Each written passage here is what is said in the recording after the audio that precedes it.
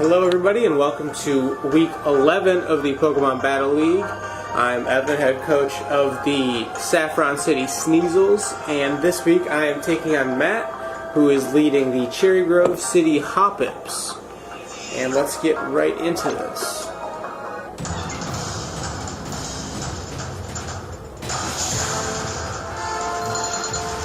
So going into this match, I noticed that Matt has a lot of big power picks, and he leads off with Bulu. Unfortunately, that's the one thing I kind of forgot to prepare for, and you'll see throughout the battle that this thing gives me a lot of trouble. So turn one, I go for the Protect, just to one, scout out the move, but two, and way more importantly, get my Toxic Orb to trigger my Poison Heal.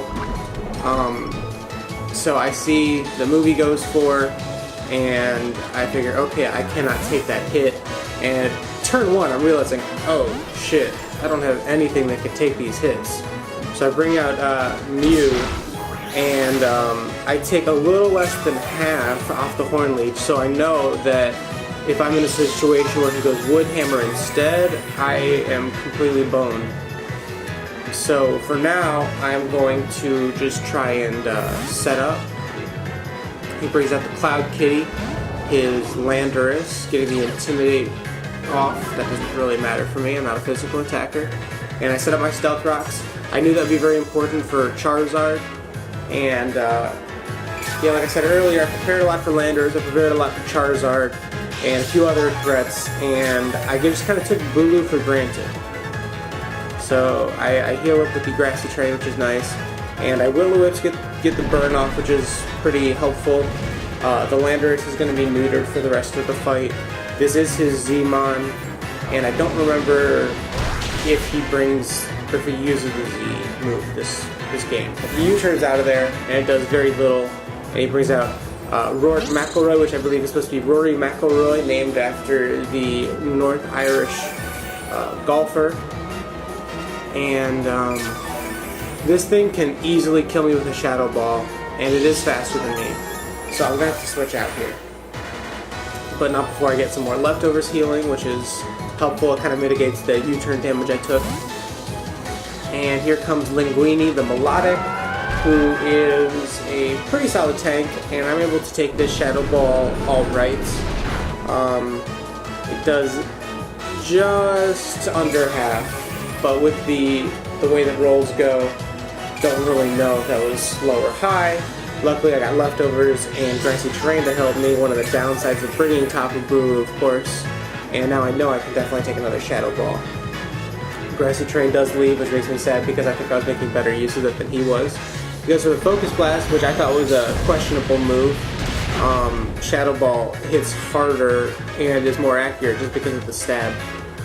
So I go for the Scald, and I was kind of just expecting a switch after he saw how little damage it did, but it doesn't switch, which kind of screws me over. I guess I over-predicted there. So I have to switch out now, because I definitely can't take a third one, and I bring out my Kartana, and he goes for the Side Shot, which I am totally cool with, because I'm going to be able to tank that.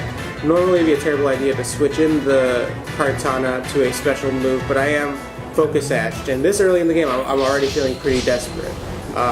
So I go for the Swords Dance expecting the switch because I can easily outspeed in one shot, but he goes for the Focus Blast. So it's two turns basically in a row that I over-predict and he doesn't do the move I expect.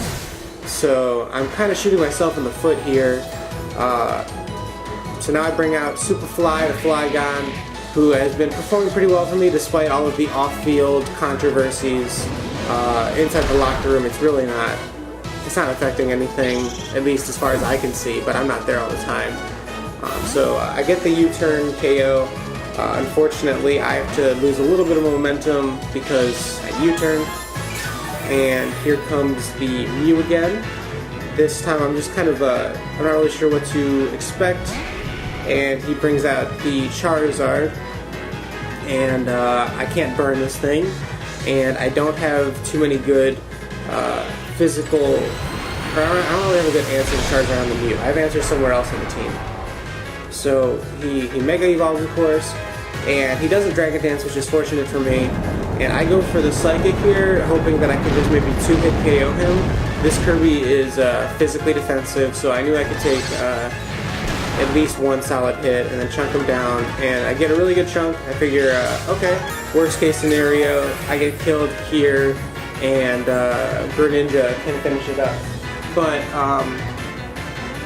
the Earthquake didn't do that much. So Dragon Claw, which might have 2-hit KO, now it won't. I Soft Boil just to be a little, maybe a little greedy, yeah. I just wanted to kind of top that off. I knew I would need as much HP as possible going up against Tapu Bulu. And he goes for the Flare Blitz here. Oh yes, that's why I Soft Boiled the last turn, is because I thought he would Flare Blitz, I just wanted to let him kill himself, and he didn't do that. And then he did it when I don't Soft Boil, and I go for another Psychic. So that's the third misprediction right there. But the Kirby, he has a little bit more from Lucky Risen. Here comes the Tapu Bulu again, who I don't really have an answer for. Grassy Terrain comes up again, which has been helping me. And I know that something's probably gonna have to die here, so I just let my Mew die. Mew did his job, he burned the landers, he sent it to Stealth Rocks, and I figured this would be a fair thing to sacrifice. I was considering sacrificing the Melodic instead, but I wanted to say that for the Quagsire, because I knew I'd be able to recover in the face of the Quagsire. So I bring out the Blitzscore, and I'm just really praying that I'm going to be able to survive one hit and get a Toxic off. And I just barely do. I think I did count this, so I had a good feeling that I could survive it, but there was like a 5% chance that he still could kill. So I get the Toxic off, and that's huge for me. The Bulu's on a timer, but Grassy Terrain and just the fact that it hits so hard, I really wish I could have stretched it out a little bit more. So I Poison Heal here, which is nice, but not too relevant in the face of a Bulu. So I believe I protect him the next turn. I do. To get some more Poison Heal and get some more Toxic damage. And unfortunately I'm a flying Pokemon, so I do not get to recover from the Grassy Terrain. Now at this point, I believe I let the Blitzscore die, and in retrospect I think I maybe should have switched out, let Melodic die, switch the Blitzscore back in, protect again, and then maybe I would have been able to survive. Maybe not even survive, but just stall him out some more. So he takes more recoil, which is good for me, and the Toxic keeps ticking. And yeah, at this point I'm pretty upset about this Tapu Bulu, but I bring in the Greninja Genji because I know I can finish him off from here. I'm fairly certain he's Choice Banded. I go for the Ice Beam, and I kill him, and now the major threat is gone, and I feel a lot more comfortable here, even though I am down in Pokemon right now, I believe. So I get my Battle Bond, and I'm going to be hitting really hard, it's going to be super fast, and I feel pretty confident with where I'm at in the game right now. So he brings the Blue Weirdy, who I don't want to take any chances with. I know I can't one-shot this thing, and really, if I can't one-shot it, why would I want to be in there? So I U-turn out, and it does a pretty irrelevant amount of damage. And I go to Flygon, predicting an Earthquake, and he does go for the Earthquake, so I do get the free switch here, which is nice. I do want to keep my Flygon alive for the Kyurem, but I go for the Outrage. He's got nothing to resist it, and it does an okay chunk.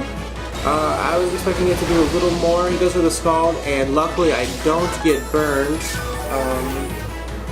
which is very good for me.